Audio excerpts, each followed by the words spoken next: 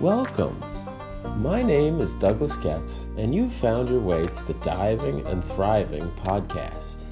Here, we have enlightening conversations about how we can better navigate this sometimes crazy world we live in. From refreshing spiritual perspectives to tips about personal growth, the focus here is about how we can become better human beings. So I'd like to thank you for being here today, and I hope you enjoy this episode.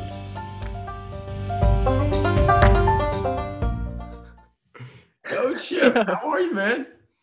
Good, man. How are you? Good, brother. Good. I'm glad to get you on the podcast. It's really, really awesome to have somebody else who I really like when you put out on Instagram. You know, it's always valuable to see thought-provoking posts, and when people give a different perspective on things or their perspective on life, it's always valuable. So I always really value different people that I follow that put out that stuff, because it keeps that stuff at the front of my mind. And you're one of those people. And so I'm really happy to follow you, and I'm happy to get you on this podcast, because I'm curious to see like I love hearing people's progressions of how they got into spirituality, how it's like revamped different things in their lives, and just a whole bunch of stuff like that. So yeah, thanks for coming on, Chip. I appreciate it, brother. Yeah, man. Thanks for having me. Yeah. It's an honor to be here. This is my first podcast, so thank you. This is I'm glad I get to introduce you to the podcast world. I hope you're not too nervous. No, it'll be all right. I've done like Zoom call stuff like this before, so yeah, no, and it's really just like a conversation that I love. Like, dude, I've said it so many times. Like, I've had so many valuable conversations over the years that looking back, I was like, damn, we should have recorded that.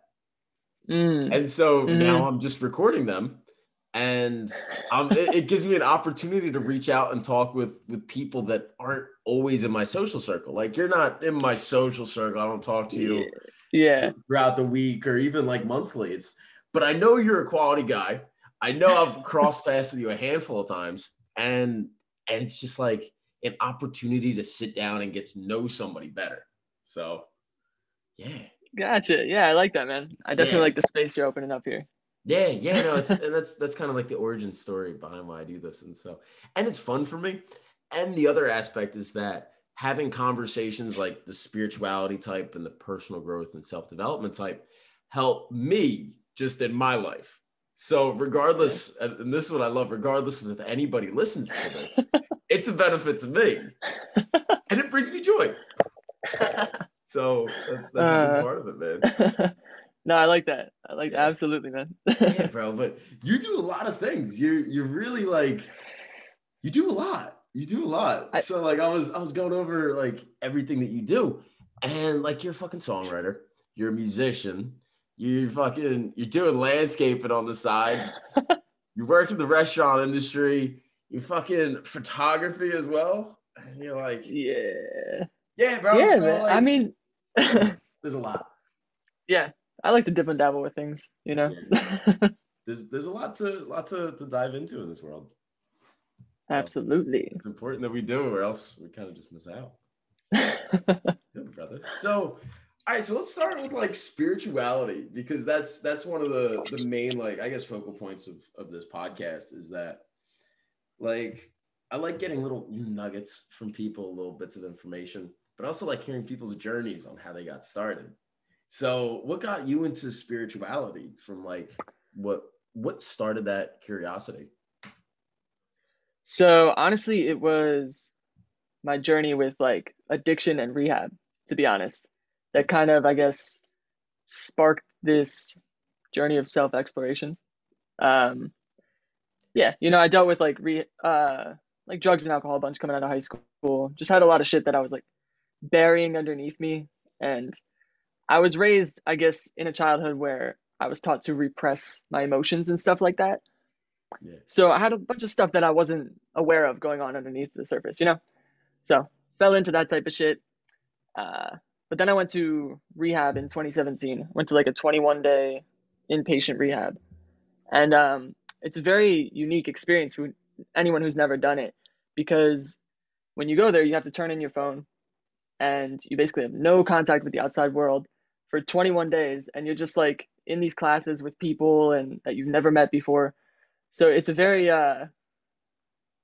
just sparks curiosity within you. It's just like, I don't know, it's an interesting experience. Yeah.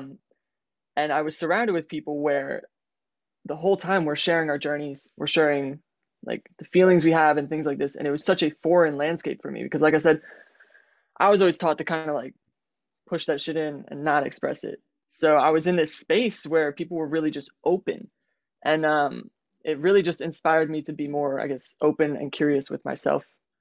And so after rehab, I kind of just started asking myself questions, started to just seek an understanding of myself that I hadn't had before.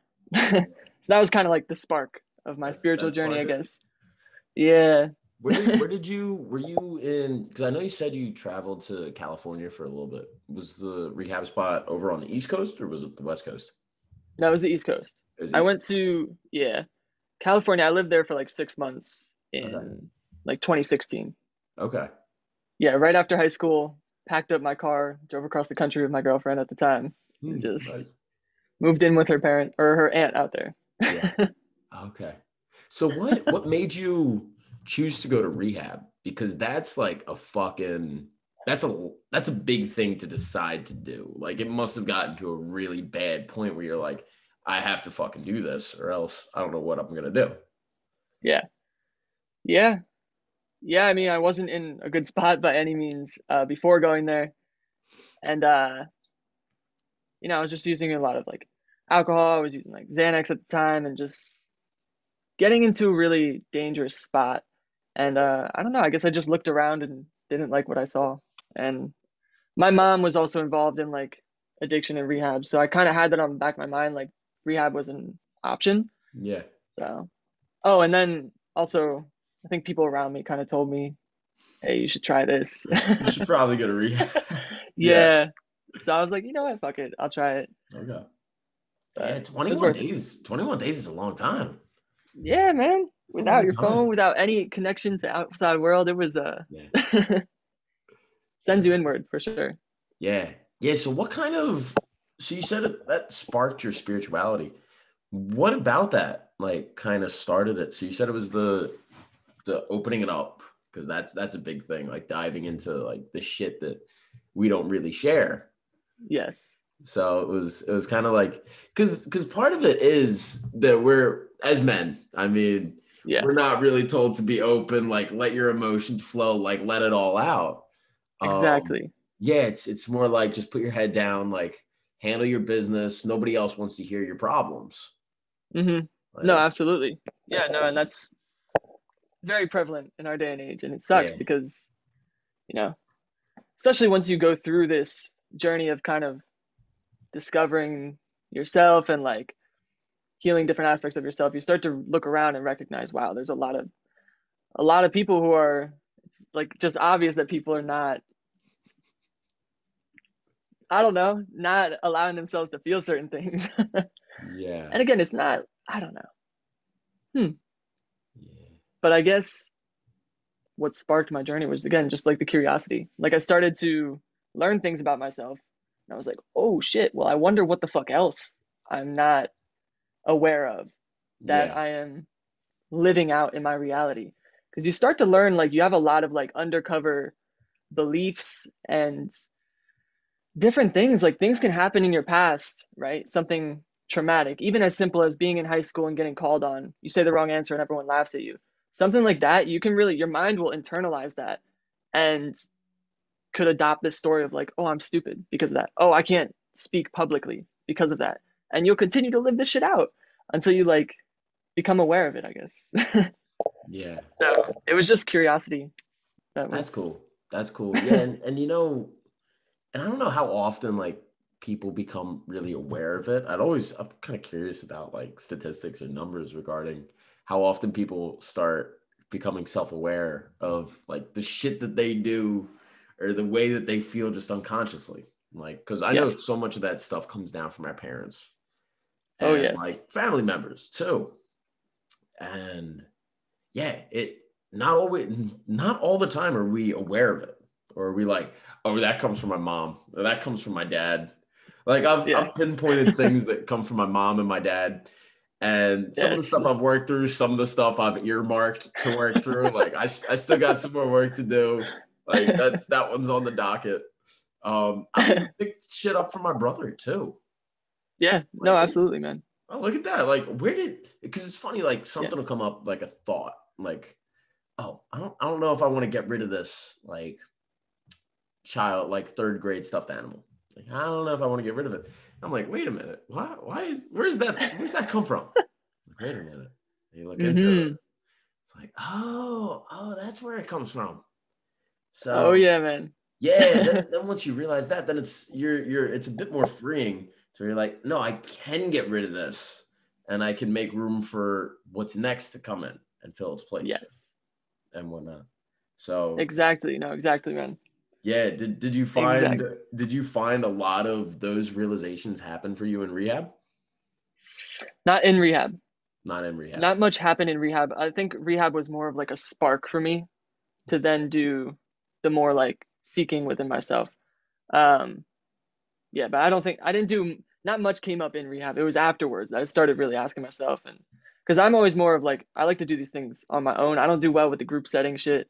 Yeah, So honestly, when I was in rehab, I did not share much. But being in that environment made me feel comfortable sharing with myself then afterwards. yeah, Um, Kind of like I said, it just opened me up in a way. yeah. Um, yeah. Okay. So But where did your journey go after rehab? So you said that was the spark. mhm. What was the follow-up to that? So after rehab, well, rehab did not fix me. Let's say Yeah. that. I fell No. right back into the drinking and shit for a little while actually. For a good maybe like another year, I was getting wrapped up in the shits. Yeah. But it was with a little bit more awareness and asking myself questions and you know, as I began to like I guess explore myself more and more, I needed to use stuff less because I guess because I was, in hindsight, I guess because I was like feeling different things that I was repressing, I no longer had to use like substances to repress it because Mm. you know what I'm saying? Yeah. But it did take a long time to kind of heal that aspect of myself that was avoiding reality. Yeah. It wasn't like I went to rehab and it was that. Rehab just planted the seeds. Yeah. So, Yeah, it's interesting how we um, can use drugs and alcohol to kind of push things away. I remember one time I was going through a scenario where it was like an ex-girlfriend of mine, like something popped up on my social media and she commented on a post and I was mhm. like reactionary commented after and I was like, wait a minute, that wasn't good. That may have fucked things up or something.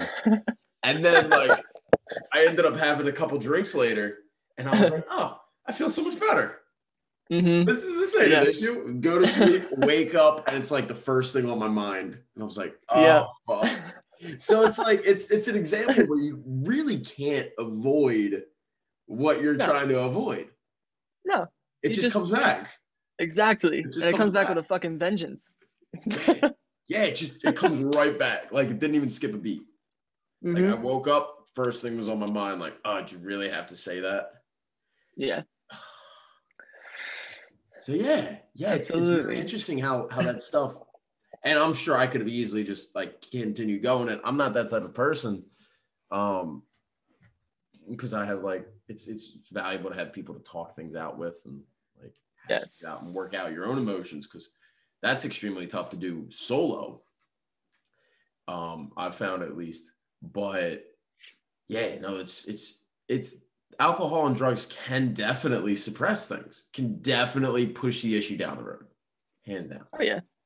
Oh yeah. Absolutely. And it's not even just alcohol and drugs. Like there's so many other distractions that we feed into that are not that are addictive, like being on your phone all the time and you know scrolling through Instagram for fucking 4 hours a day. That's an addictive personality right there. Like you are avoiding reality Yeah, by you know what I mean? Like yeah, it doesn't have to be use of a substance. There are so many other avenues by which we choose to escape yeah, reality or yeah, ourselves. yeah. Yeah, honestly, that's like one that I'm working on right now. It's like Yeah. I'll go unconscious for a day or two, spend way too much time looking up random videos on YouTube. I don't really care about them. I just want something playing in the background while I'm laying in bed, not being outside, not going to the gym, not being active or engaging with the world. I'm withdrawing from the world. And nothing, in my sense, really good comes from that. No. I don't find it. No, not really. Not really. No. Yeah. I mean, I don't know. But yeah, man. So there's a lot. There's a lot of shit. Yeah. Yeah. So all right. So you got out of rehab, you kind of still dabbled in drinking and everything. Yeah. But so then what really Yeah. led to like a new kind of awakening for you? Like you started to feel those feelings that you were pushing away, like clearly. So Yeah. self-awareness became more of a thing. Yeah. And then And what was your next route? I mean, once these things were surfacing, how did you start to handle working through those feelings, working through those experiences, past and present? I'm just trying to there's just a portion of my journey here that I'm not 100% sure I'm comfortable putting out there. Totally fine. But we could say so after rehab, I did get back into, like I said, all that type of stuff, and I was like kind of selling drugs at the same time. And those are sort of my goals and aspirations at the time, were just to be like the next fucking Pablo Escobar or whatever. So yeah, I got out of rehab. I had that state of curiosity and more self-awareness, but I was still in the same environment that I was. So I didn't do anything to change the environment that I was in. So I immediately I just let myself get drawn back into the same shit. Selling a bunch of stuff. I'm trying to, Yeah, because I see you now, and your posts on Instagram are fantastic. thank Like you. you have one about almost like going down a hill with your longboard, and it's like just misjudging this bridge you're going over, and this like half an inch lip was gonna send you flying, and you're like, oh shit, I can't get off now. You're like, I get off, and I'm like tumbling at 15 miles an hour. I'm like, oh shit. So yeah, like the stuff that you put out now is fantastic. And yeah, stuff like that is so important to keep like in the forefront of my mind, at least, because that's valuable for me to see. Yeah. No, I mean, I've definitely made like a personal transformation since that time. I don't know exactly what it was that was what. Honestly, I picked up this book called The I Ching. Have you ever heard of it? No, what's it called? The I Ching. E-chain, like the letter E and Like, CHAIN. yeah, but it's an I Ching. I-chain. Okay. But it's like an ancient Chinese oracle type of book, right? Yeah. So I was after rehab, I was like linking up with this guy. This was my partner that I was kind of selling stuff with at the time, and man, I really don't know how to. I don't know, man. I don't know, That's all good. like there's just a portion of my story that's like honestly the part that kind of changed who I was and created this journey, but it's not something that I'm Yeah. No, it's all 100%. good. I'm not gonna pry either. It's yeah, it's just not something that I'm sure I should put out yet. Yeah, no problem there, brother. But there was a big God, man. I'm sorry. I'm just like don't even not the sweat. best at rehashing my life story because Yeah. I don't really pay attention to it, to be honest. No, you're just here now. You're just here. You've made so many improvements, and you're like, I don't know how the fuck you must. Yeah. No, you must not have looked back or like. For me, it was like you mentioned a book. For me, it started on my dad was like very spiritual and very like aware and stuff like that. And the meditation, Okay. looked into Deepak Chopra. He gave me this book called The Secret when I was in high school. And I was like, this makes so much sense. Like that book, talked about gratitude rocks and the power of like the law of attraction and like keeping your mindset in a positive avenue while you're doing what you need to be doing. And so I would start handing out gratitude rocks to different people who look like they're having bad days. I was like, oh, this is great. I'm making a difference in the world. And so it just like kind of stayed on that route. And then you like learn new things along the way. You meet new people, they give you new perspectives. And Mhm. like that's kind of how we develop. So I feel like as I'm asking you your story, there's a lot of like moments like that. You meet people, you have good Yeah. conversations. They're like, oh, and they open your eyes to a new way of seeing the world. You're like, Well, oh, that this and is that's valuable. yeah, that's actually a perfect segue into honestly like the one of the bigger catalysts of my spiritual journey, which was in like the beginning of 2018. Um, I had met this girl, and we kind of started linking up, and I met this girl, and she was like on a completely different wavelength than me. She was just this 100% hippie chick. She had traveled the world. She was, knew different languages, had like could play several different instruments. I didn't know shit. I was just this like ex drug dealer addict who was like just writing rap songs. At least that's what I mean. Yeah. And I met her, and she was kind of like this sunflower who had brought so much light to my life. And she took me on a lot of journeys. We traveled to a lot of places like locally, had a lot of great experiences. And she kind of did a lot of things like that, where she would have a gratitude book, or she had a book where she would write every day things that made her smile that day. Um, you know what I mean? Little things. She took me to a spiritual convention one time and read my palms, and I was like, okay, this is interesting. You know what I mean? It was a new world of things for me. Um, and it was just like she really introduced an entirely new perspective to my life. She meditated, so she got me into that type of stuff, like all these different self-care practices that I had never been really around in the environment that I had surrounded myself in. And then in like July June or July of 2018, she actually got into a fatal car accident, and she did not make it. And yeah, so this was like I had never dealt with loss in my life before. Never had even thought about it. And now like the fact that she had popped up and so quickly just disappeared from my life, it was like it shocked me heavily. Um, and I guess I made a commitment to kind of like take all the wonderful things that I saw in her and try to adopt them into my personality, because she really revealed to me like some very dark sides of myself. Like she would point things out that I had never recognized before, and like say like, "Oh, I don't like this side of you," or this and that. And so, I mean, I guess I just made a commitment to myself after she got in that accident to kind of Wow. transform my life around, man. And Wow. I just, yeah, Yeah, that's transmuted that loss into everything I possibly could so far. yeah. Yeah, that's crazy, man. Loss is horrible.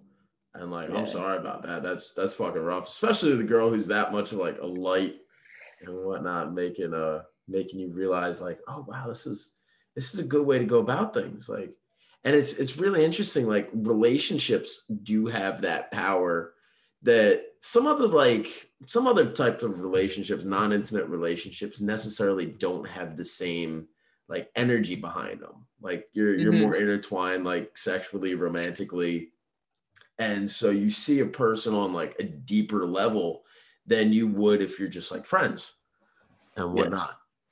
And especially if somebody who is that like forward thinking or gratitude focused or like embody a lot of the ideas that hippies embody. I mean, not saying that all hippies Yeah. are good, but some of the ideas really do resonate, like taking care of Yes. the planet, taking care of ourselves, trying to maintain a positive attitude internally, and Yes. then projecting that into the outside world.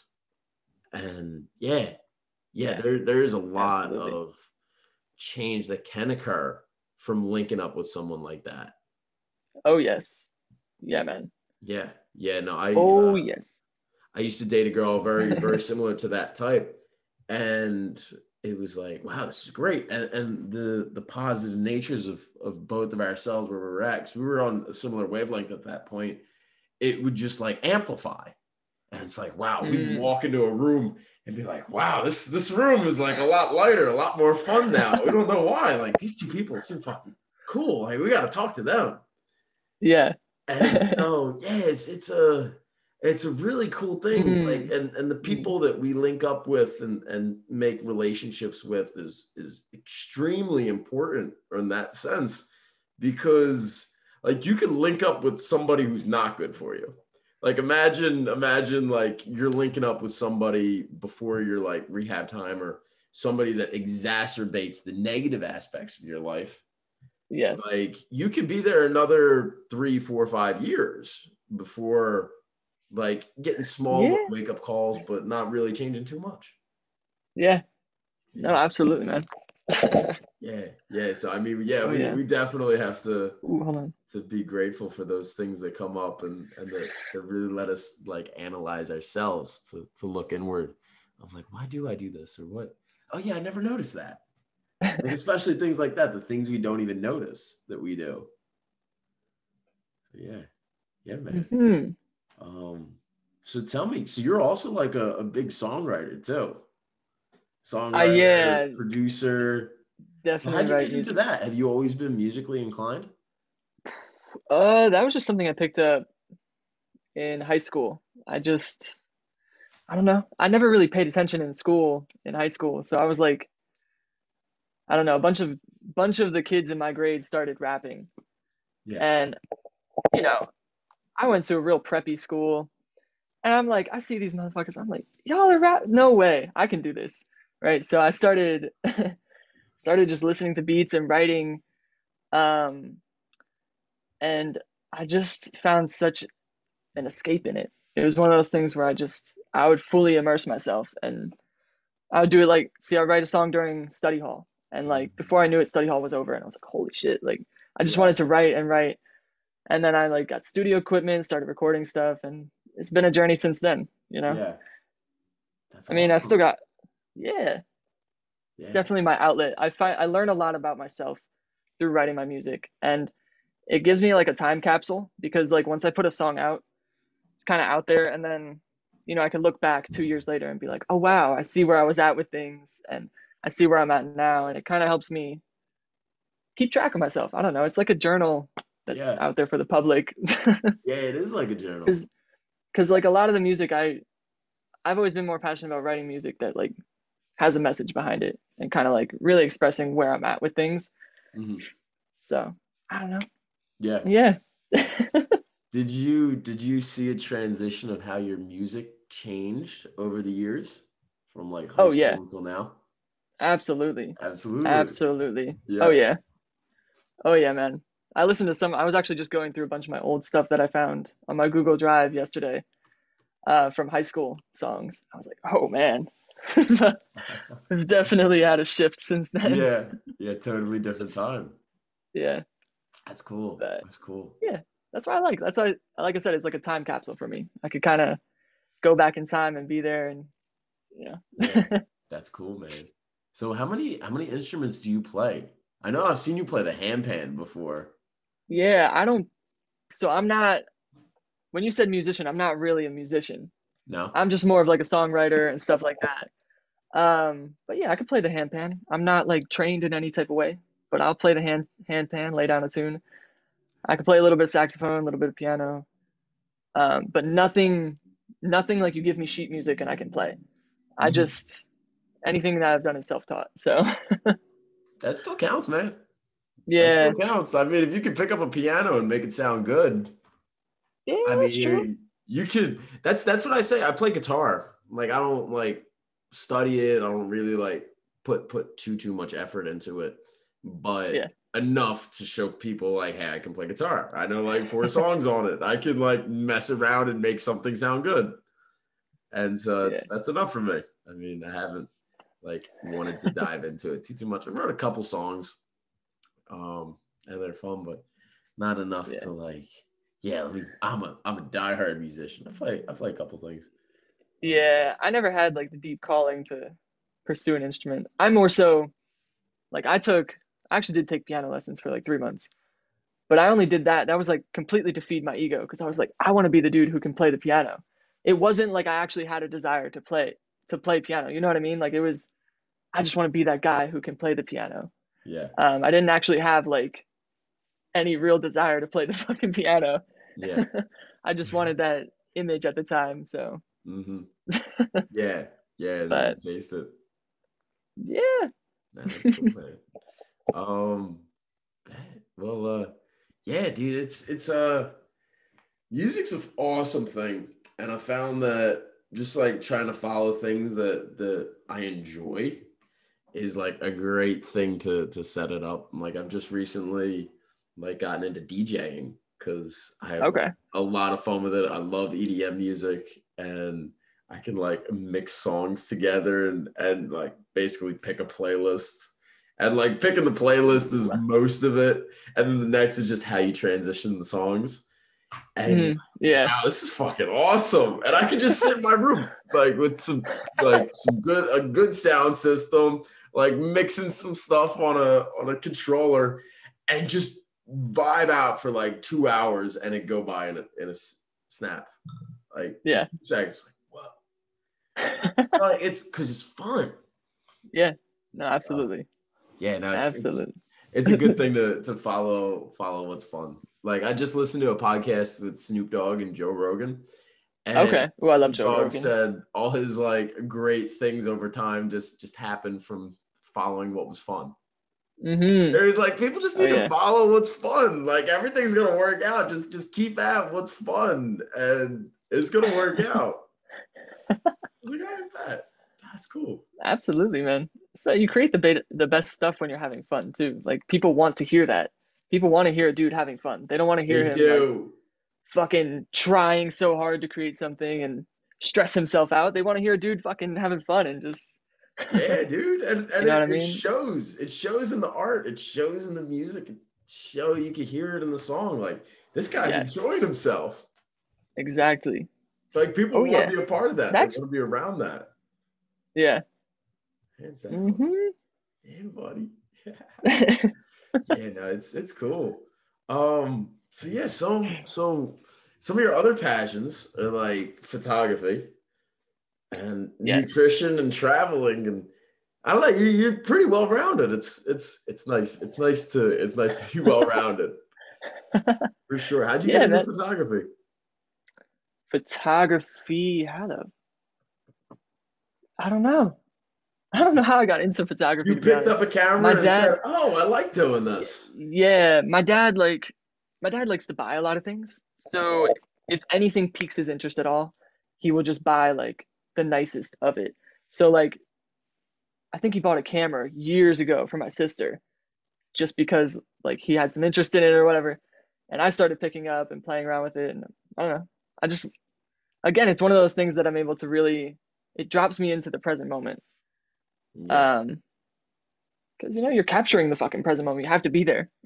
yeah, So yeah. yeah, and then actually that girl I talked about who I met, she was actually a photographer and took me on some of her like gigs and stuff like that. So that kind of like sparked it a little more. I was like, ooh, I could flow with this. I like it. Yeah.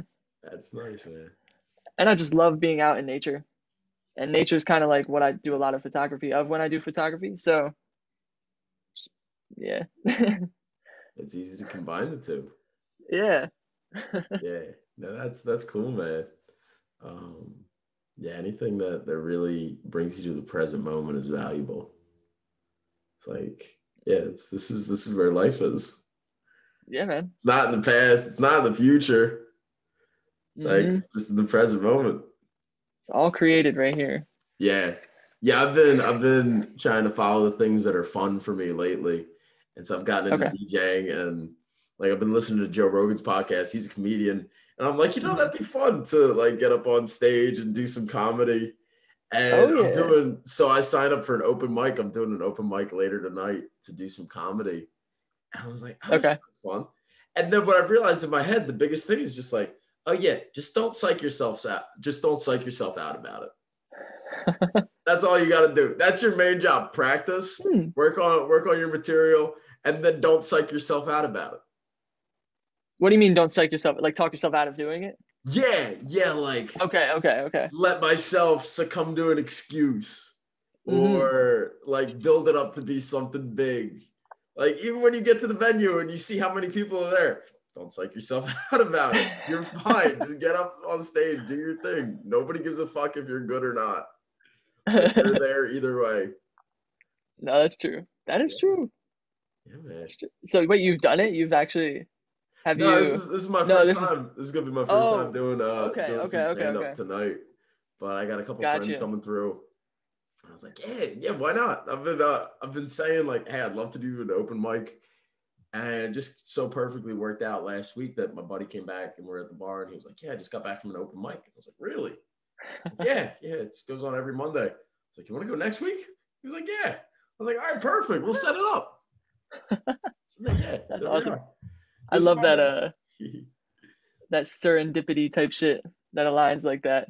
Yeah, it's That's really nice when you see life lining up like that. yes.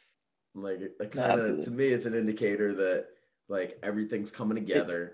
You're doing what you're supposed to be doing, hmm and like everything's gonna work itself out. Like you don't have to worry about things. You don't have to stress. Just keep doing the things that make you feel good. Keep doing the things you know you got to do, and you're gonna end up in situations where somebody says, "Hey, I just got back from an open mic." I said, "Really?" hmm There's like Yeah. I have a handful of stories Well, about serendipity, and like yeah. one is about the computer that I'm like using right now to chat with you on, Okay. and like it was a perfect example. I was taking an online class. Like it was my last class for my community college degree, and like in the middle of the lecture, one of the times the teacher said, "All right, can you download this thing and then open it up?" And I was feeling good that day, and I said, "Like, excuse me, teacher, if I try to download that and work on that at the same time, my computer's gonna crash. It's not gonna work." And she was like, "Oh, well, I have an older computer that stopped working, like that only needs a little bit of repair. If you're interested in it, we could talk about it after class." I was like, "Okay, cool." Huh. And stayed after class. So professor, you mentioned a computer, and she's like, "Oh yeah, it's like this 2012. It's like a MacBook. It needs some repair. Like I'll give it to you for free. You probably just need to take it to a computer repair shop." And I was like, "Okay, that works." Oh shit. Made like within a Damn. week, I made the trip to go pick it up. She gives it to me for free. It's like hmm a 2012 MacBook Air, and for the past like year, 2 years, I was saying, I'm gonna get a Mac, but I don't want to spend like $400 to $600. I don't want to spend that. I don't want to spend the new price. I'm getting it used. Yeah. Like I want to spend like $200. That was like my sweet spot. I want to spend like $200. Okay. And so I was like, okay. So she gives it to me for free. It's like, okay, I need to buy a charger and I need to get it fixed. I drop it off the computer store. They tell me it's $180 to fix it, and the charger's $20. Oh shit! Oh man, that's the This worked greatest. out. I love that shit. Exactly. Bro, I love it I too. Like that's what invigorates me about life when I see stuff like that coming together. It's just hmm beautiful. Yeah, it trips me out sometimes though. Some of the shit's like, oh my, I don't Yeah. know. I just get that all the time. Even like with this podcast, actually, it was funny because I never do I listen to podcasts, never. And then maybe like whenever you messaged me, maybe 2 or 3 weeks ago, um, I was actually you messaged me while I was watching my first podcast in like 6 months. I was like, no fucking way. What? Really. Yeah. Just Oh little things like wow. that. I love it. That's yeah, man. It's serendipity. I use hmm another term called synchronicity as well, Yes. Yeah. where it's like, Yep. hmm, because we gotta. It's a nice thing to remind ourselves that everything works itself out one way or the other. Like Yes. some issue comes up, we're not sure how it's going to work itself out, and then just having the confidence that it's going to work itself out, do the things that we got to do to help it work out, and then Mhm. magically it does. It's kind of Oh yeah. crazy, in all It is honesty. fucking crazy. Yeah, because it's really crazy how much we can It's build it like up in our head to be like, oh my God, this thing is happening. This is the worst thing ever. I don't know what I'm gonna do. I'm all frustrated. And then you take that with you and then you carry it throughout the week throughout your day, Yes. throughout your month. It's a reoccurring Hmm. thought and it just weighs on you. And we do that Absolutely. to ourselves. We do, man. We do. I forget there's like a Buddhist little uh parable, I guess, that kind of goes along with that, where there's like two guys are at the edge of a river and there's like some lady who's a gypsy and she's there and they're about to walk across the river and she had like a broken leg or something and the one guy picked her up and carried her across the river and they're not supposed to pick up or like touch gypsies apparently. And he dropped her off at the other side of the river and the men went walking on for like 3 miles and then the one guy says, "Why did you carry that woman across the river?" And the guy who carried her says, "Well, why are you still carrying her?" So it's like, Yeah. we carry things with us that we don't aren't existing anymore. If it's in the past, it's fucking done. Like it's Yeah. we like to keep things alive. I don't know. Yeah. Yeah, we really do. We really do, whether it's beneficial for Well, us or not. And hmm. honestly, I think most of the time it's not beneficial for us. Well, but just from purely from Well, my perspective. yeah, Like, no, absolutely. I mean, it takes energy to hold on to things and keep them alive like that. Like, yeah. you know what I mean? It's such a relief to let go things we don't Yeah. need anymore. Yeah, dude. It's really funny. I have a big like aspect of my mindset where I'm always competing with people. Like Okay. naturally, subconsciously, started as a kid, like I'm always competing with people. They may not know it. They usually don't know it. It's like, oh, this guy's bigger than me at the gym. Oh, I'm bigger than that guy at the gym. Where you and Yeah. I could be doing art together and we're both painting trees, and I'll be like, fuck, his tree's better than mine. Or I'm looking at it like, oh, my cat is better than his. Like, Okay. and I'm like Yep. internally sticking my chest out, like, yeah, I'm feeling pretty good over here. And then I'll be in the gym, and one of the thoughts that I've been reminding myself of is like, what would life look like if I didn't see it through a lens of competition? And then it's Mm, kind of like the veil kind of gets lifted, and then just things just become what they are instead of yeah. how I'm viewing them. Like I'm viewing them as this guy's more successful than me, or I'm doing better than that guy, and constantly seeing it's who's ahead and who's behind, and constantly in that respect. When I look at it as like, what could life look like if I don't look at it in this respect? Things become a lot Hmm. lighter. Things just become what they Yes. are. Like, Yes. No, exactly. Yeah, because you're stepping out of like your perception of reality and this sort of game that it may be that you're competing with others and into just like experiencing it. yeah. So, oh yeah, man. Yeah. Yeah. And these are like the things that like I'll remember and then I'll forget and then I'll bring it back to the front of my mind. And I'm like, oh yeah, this is a good thing to keep at the front of my mind as I go throughout my day. As I'm in the gym, I think, oh, everyone in here is my friend. Like I don't need to compete. Everyone in here is my friend, not my competition. Like, oh. And then I could look at people in Yeah. a different way. Like it could be the dude who's driving next to me. I had a really funny situation just yesterday as I Hmm. thought that. And I said, like, oh yeah, these people are my friends. And I look over and usually I avoid pulling up next to people. So I'm not like looking at them and whatnot. We can have like Yeah, no, awkward I do that glances. shit. Yeah. And I was like, oh, these people are my friends. And then I looked over, like, oh, relaxed at this one car over. And then just out of nowhere, they're like, hey, can we get in front of you? We need to make a right hand turn. And I was like, Oh oh, yeah, shit. yeah, for sure. Like, go ahead. Like, all right, perfect. I was like, look at that. How nice. And like things like that can come Yes. up where usually they won't. Like where they Yes. may not normally come up. Yeah. And yeah, no, absolutely. And it takes practice though to drop into that state of being because I think we live in like well, we do live in like currently our world's very ego driven, which is very like separation contest, you against me, you know what I mean? Like we view ourselves as separate entities from each other when in reality we are like you and me are this experience. I'm not this dude who's pitted against you or like something like that. we are this experience that's happening together type of thing. And you kind of merge with reality rather than excluding yourself from it. I don't know. I'm trying to put it into words. Sometimes I have things in my head and then I'm trouble Yeah. translating it. Do you find that like songs or like other mediums are better ways for you to portray these kind of ideas? Through the written word, I think I'm able to express myself more clearly. I've always had trouble like conversation, which is hilarious because I'm a fucking server in a restaurant and my whole job is talking to people. Yeah.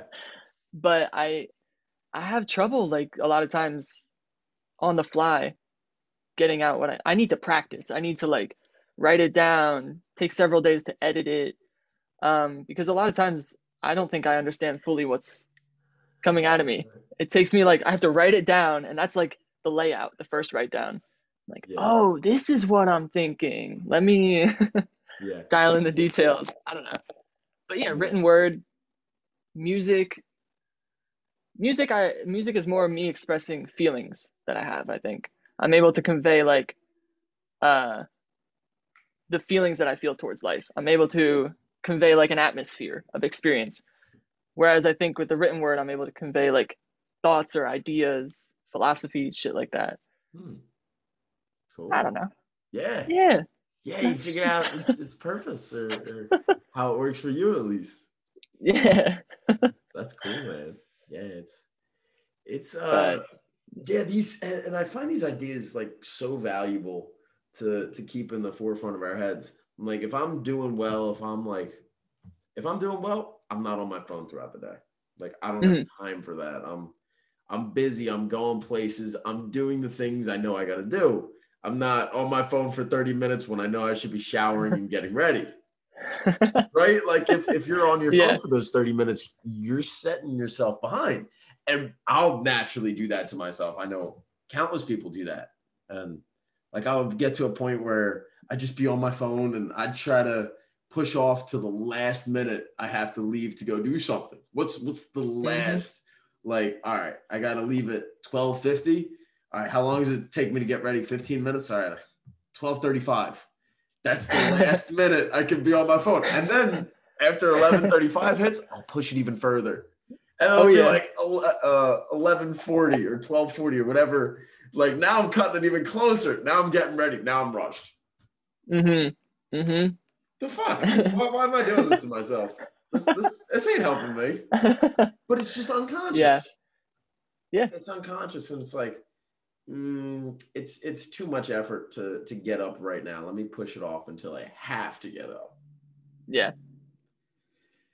Yeah, Yeah. man. I mean, well, I like to say like our greatest superpower is our power to choose.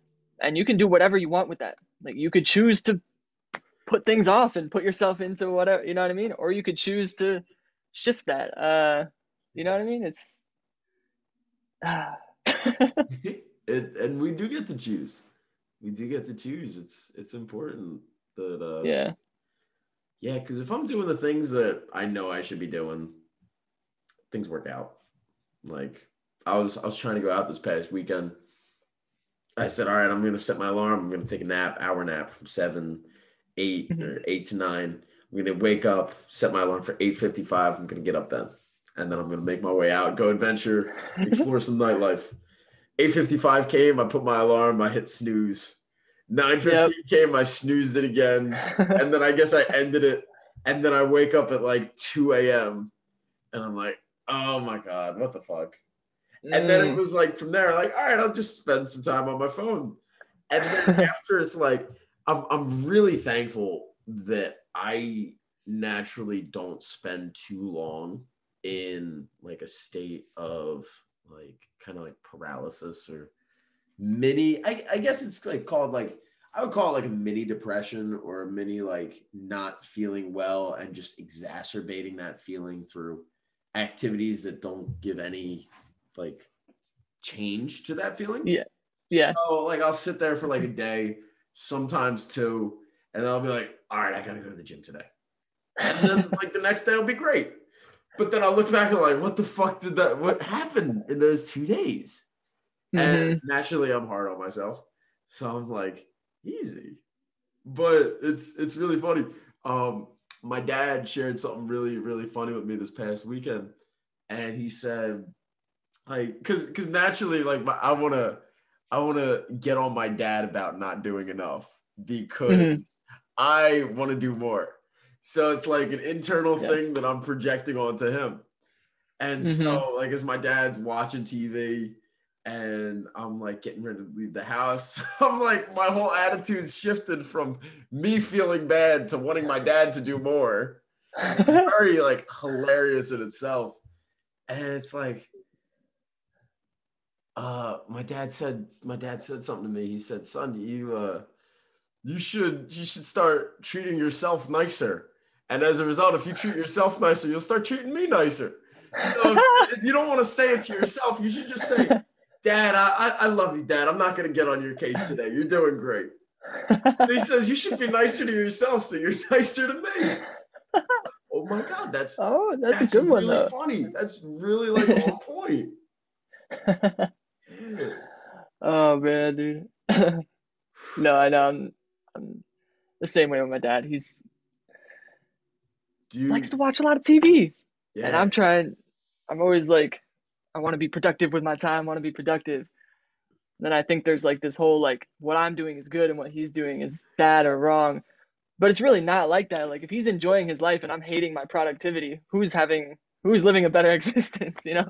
Yeah. Yeah. Really. If you're hating your productivity, I'm not doing enough. I need to be doing more. And like the carrot's always moving, always further away. Yeah, Mm-hmm. yeah, it's tough to Oh like yeah, man. enjoy where we're at now. Like I forget that. Yeah. Like the fact that we're It's it's a nice reminder that it's my dad told me one time, he's like, you're a success right now where you are. Like you don't have to wait the 5-10 years to mhm. where you're like, all right, you might have a house, you might have a steady job, you might have this level of income, you might have this going. You don't need to wait for that. Like feel good Yeah. now.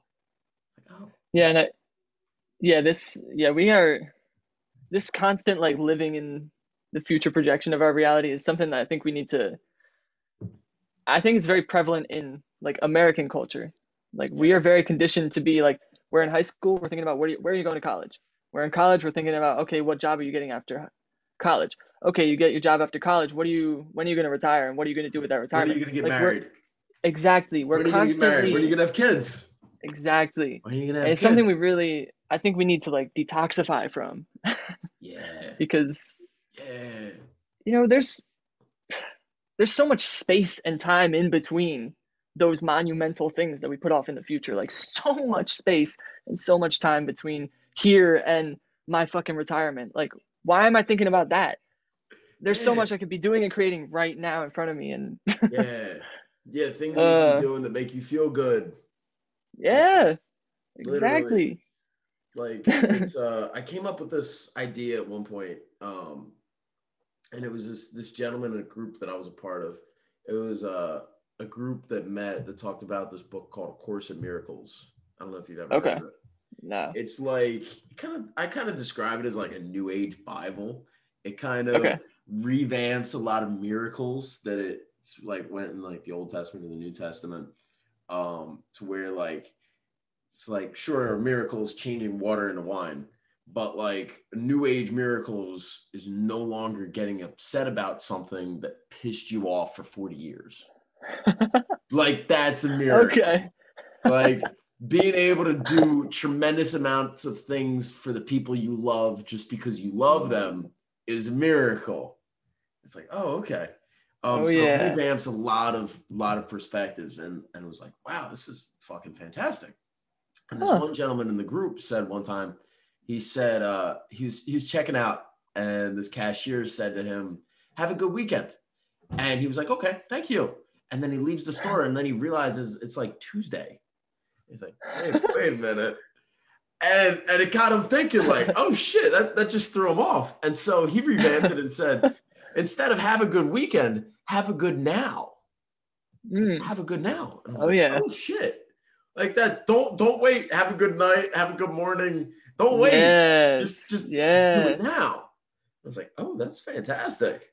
Oh, I And like that. then what I remember, like, I remember expanding on that a little bit more and saying that it's really interesting how a lot of times we're looking forward to something in the future.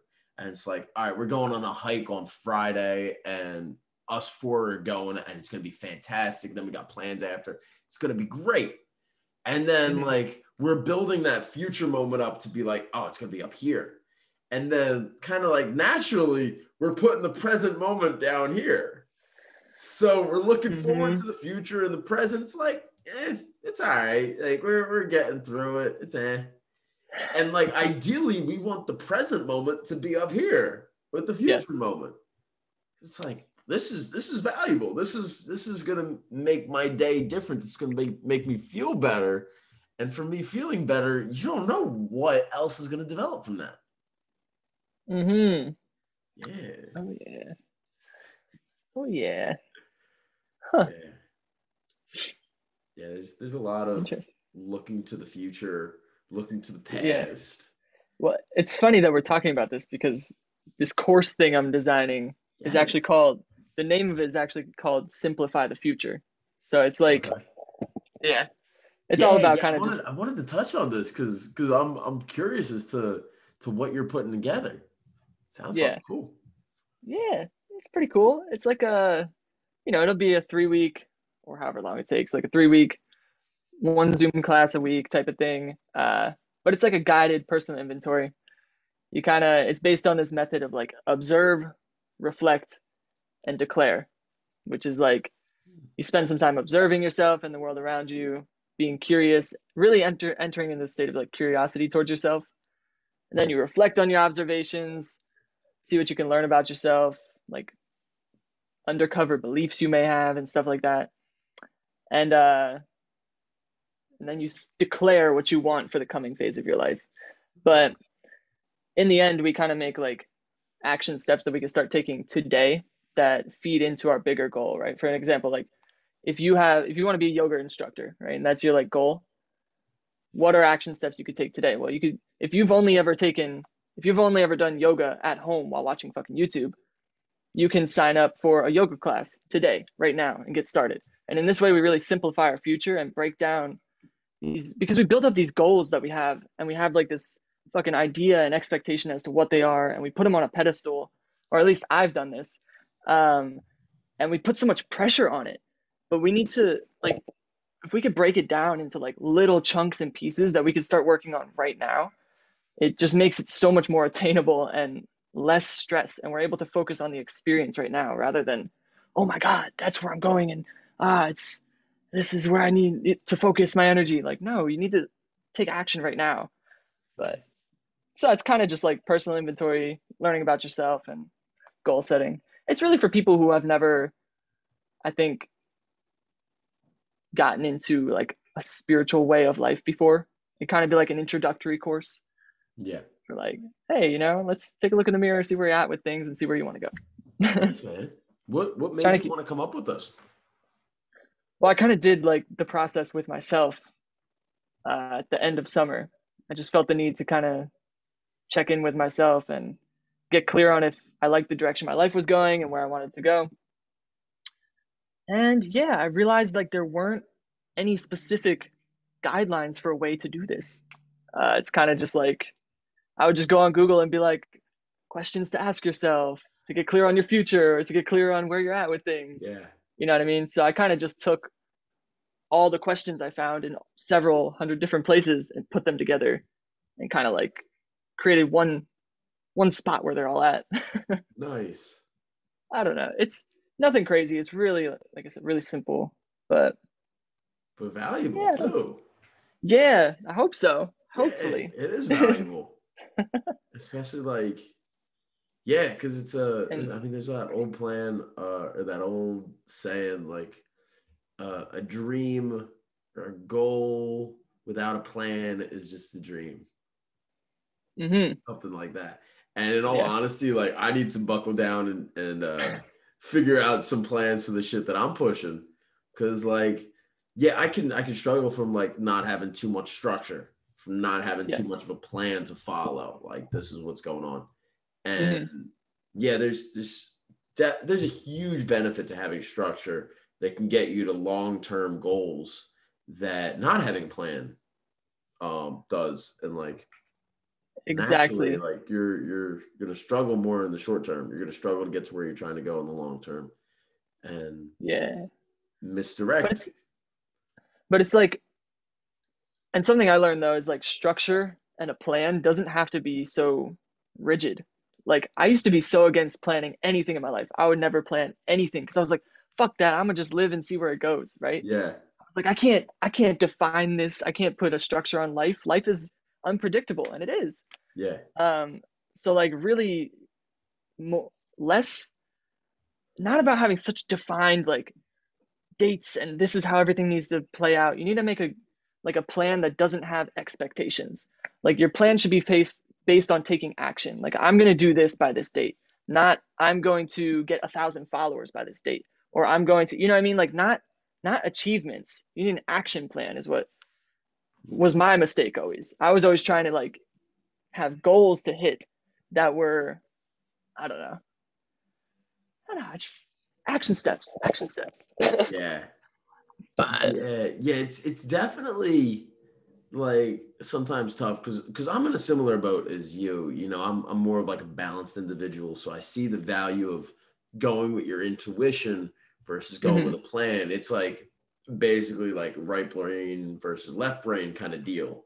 And like I went Yes. through that all of like 2020 was like a big kind of me wrapping my head around but when I act from my right brain, I'm this way versus when I act from my left brain, I'm this way. And it was like a whole bunch of like trying to kind of like internalize how these two can work together. That was tough. Hmm. And so like your plan not needing to be so rigid, I see value in that. Like, Yeah, yeah.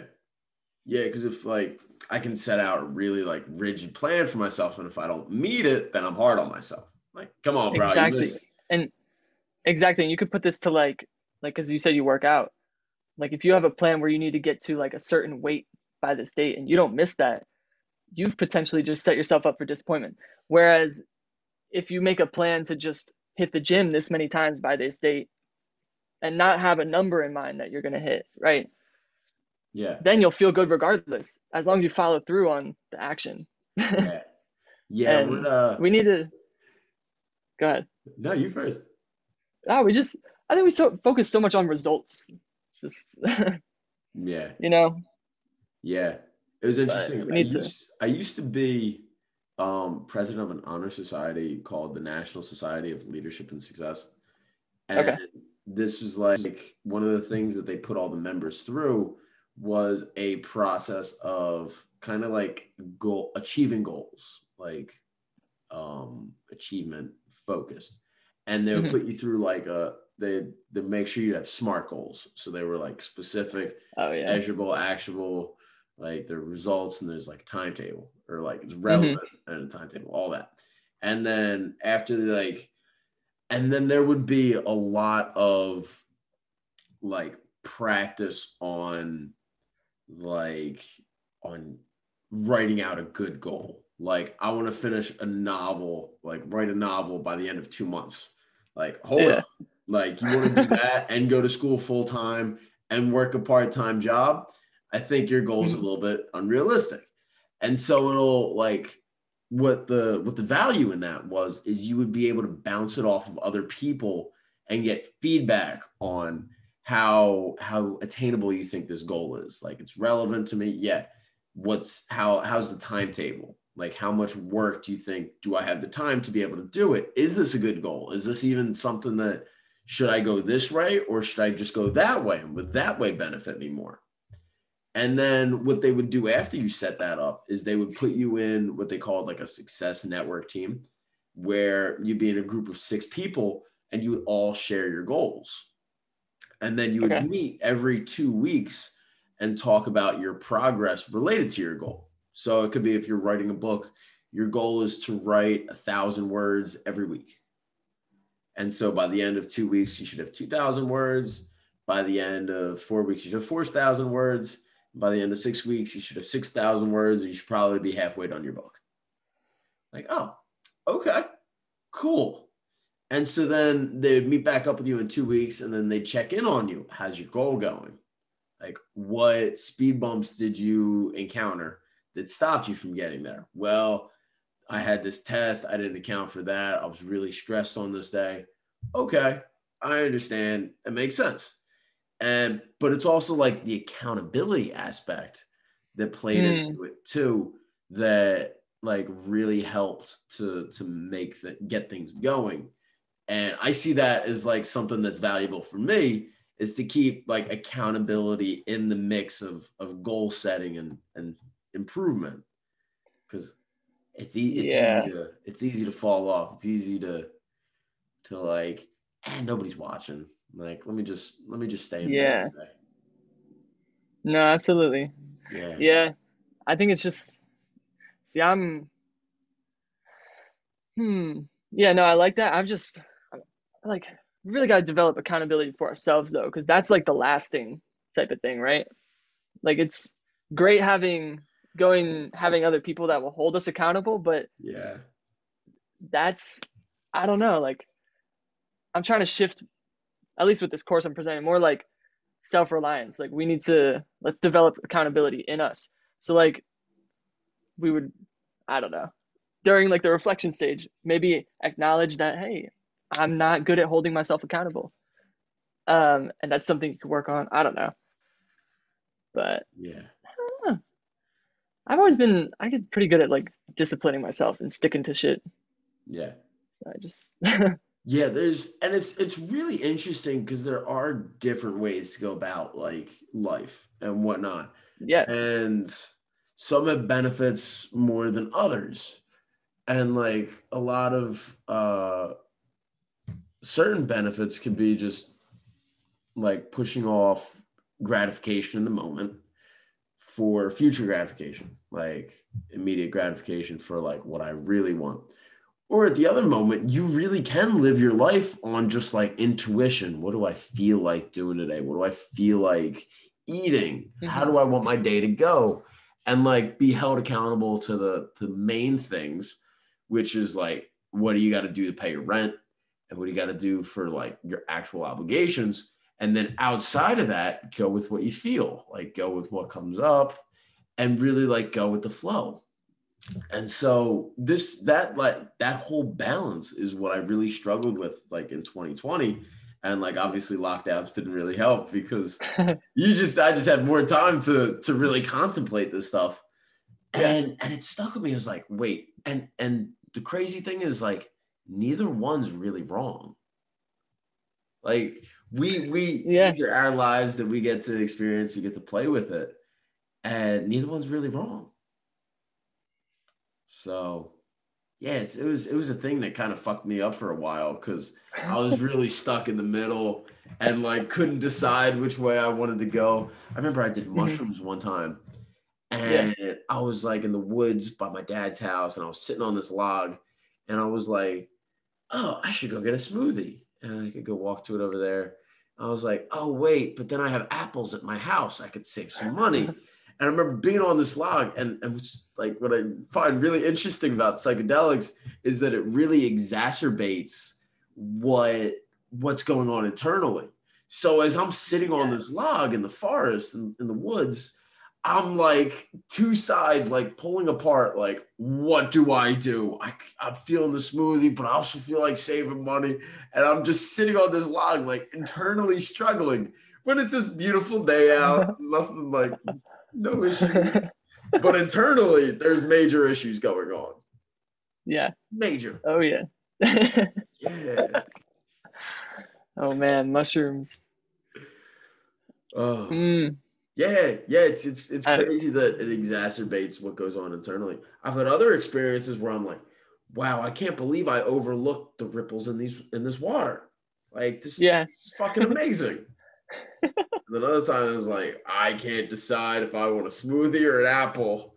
And I'm getting on my case about it. Like this. And I'm like crazy hard on myself. You should know. You should know whether you want a smoothie or an apple and decide and go with it and not think twice about it. Yet you're sitting here on this log. You've been here for 10 minutes. You're making yourself feel horrible. Get it together. It's like a horrible, like very mean-spirited older parent or a Yeah. grandparent talking to me. That's like the internal dialogue that was going on at the time. Like, Jesus Christ. Oh man.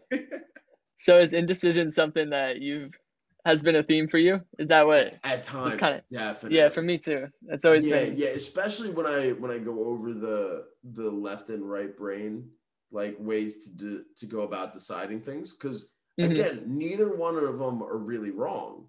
Like, so you can choose which way you want to go, and life turns out like usually okay either way. I mean, that's a very general statement. I can't predict the future. Yeah. But yeah, it was really tough. That was a really tough experience for me, and it lasted for probably like 6 months, 6, 7, 8 months, like large amount of time, constantly coming up. Like, how do I make decisions? How do I go about things? Yeah. And neither way is really wrong. Like, that's the thing. Yeah. That's something I've been working on a lot. And I think it was this. I think my indecision always stemmed from like a fear of making the wrong choice. I had this deathly fear of just what if I make the wrong choice, even for little things. Like my dad asked me, "Do I want to go out for eat?" I'm like, "Ooh, I gotta think about that one." Like Yeah. just this, I don't know where it really stems from. I never got to the bottom of that, but yeah, just this fear of making the wrong choices always led me to be so indecisive with just stupid shit. But I've been trying to really challenge that this year. That's Yeah. why I'm like, yeah, just making decisions and fucking seeing what happens. I actually learned a lot about that from investing too. Oh yeah. Incredible. I learned a lot of like spiritual life lessons from investing in the stock market. Really? Pretty incredible to be honest. Yeah, Oh, so tell much. me about it. Let's Like, dive into that. I'm curious to hear about that. yeah. So like, I mean, well, yeah, I mean, uh, just I don't know. I mean, there's a lot. It's hard for me to like for some reason just draw on my experiences. I don't know why I always have this fucking problem. Well, But I I literally mean, had like a whole notepad of like life lessons I fucking learned from investing. yeah, Because it teaches you a lot, putting your fucking money in places and watching it disappear or grow. I don't know. yeah, yeah. But It's really wild. Like our in relationship with money is similar to like our relationship with like romantic partners and our yes, relationship with like work in general. Like gives us a lot that of insights about ourselves. yeah, no, that's why like a big thing is like you get figure out your finances and how to control your finances, and it will have a ripple effect in the rest of your life. Because at the end of the day, like money, think about it, the word currency, it is a current, it is energy. And if you can learn how to kind of take that and control it, you can apply that to other energies in your life, like the energy of a relationship or, the energy of your work environment. You can learn to kind of have a grasp on it and master it in a sense through mastering your finances in the material world. Yeah, you know, it's, I don't know. it's important, man.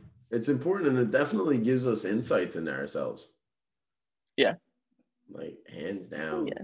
Um, the amount of like fear of missing out pops up, like the concern Mm. of like, oh fuck, I lost this money.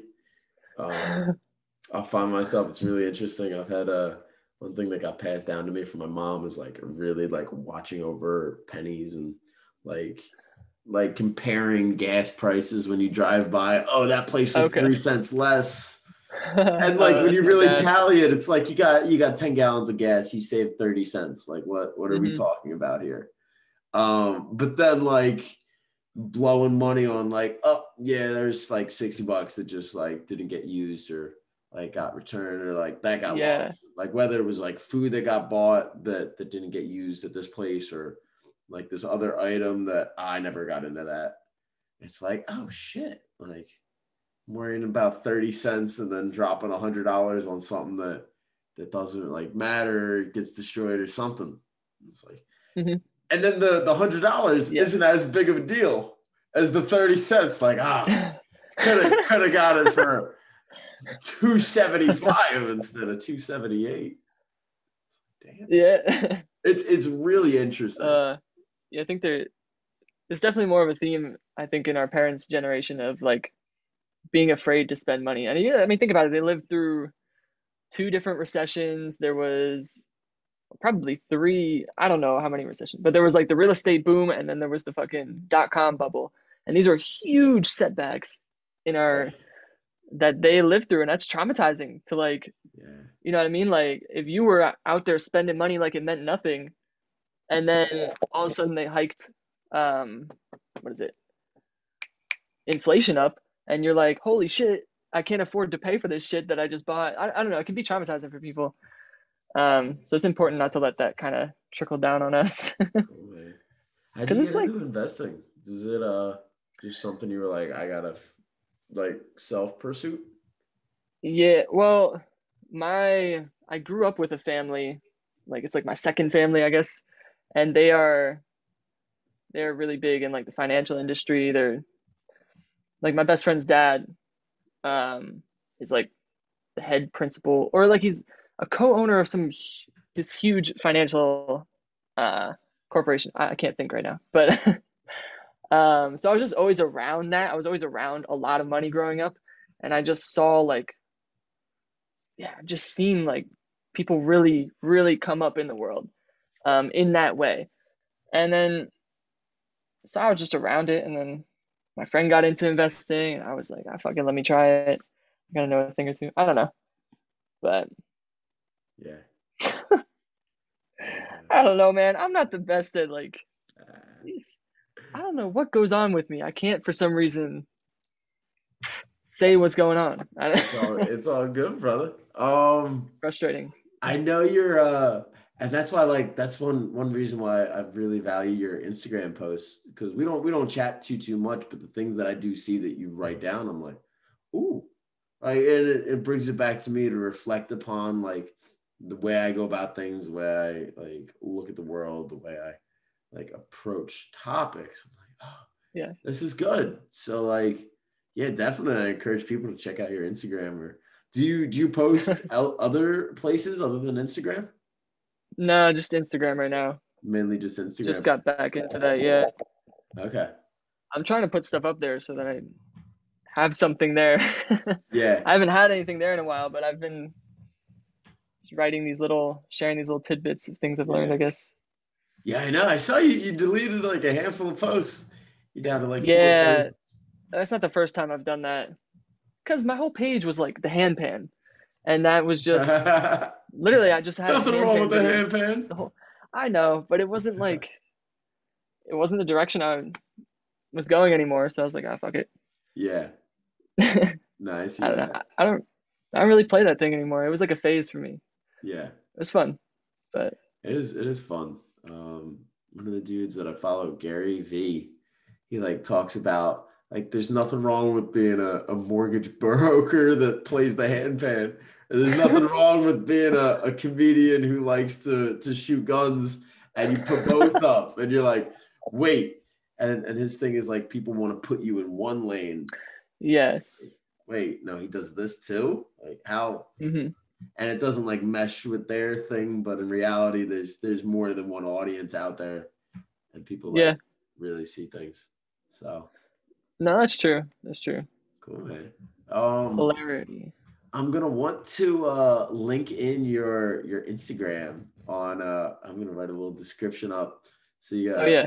throw throw some followers your way if anybody follows it. So I'm like throw it in there. What is your Instagram one more time? It's Chip England. It's Chip England. All right, cool. Yeah. Yeah, Yeah. I'll Yeah. link that in there. And then yeah, because I get value from what you post. And so I'm sure other people can too. Thanks, man. Yeah. Yeah. Yep. I appreciate you coming on. This has been fun. This is Yeah, of course. I'm glad I hopped on here. yeah. It was Yeah, it's and these conversations are just valuable in general, like regardless of like, even if anybody listens to it, it's more just Yeah. like you feel good after all. It's fun to dive into it, and yeah, it's one of those things that like I have these just like on a regular occasion with people, and they're not recorded. I was like, oh, let me just share them. So There we go. yeah, thanks for coming on, Absolutely. man. Of course, man. Thanks for coming Pleasure. on. I Thank appreciate you it. for All thank you for right. having me. I'm gonna let you go. I know you got things to do in the rest of your day. Yeah. Thanks, man. All You as right. well. Good catching you, brother. You too. All right. Until next time. Peace.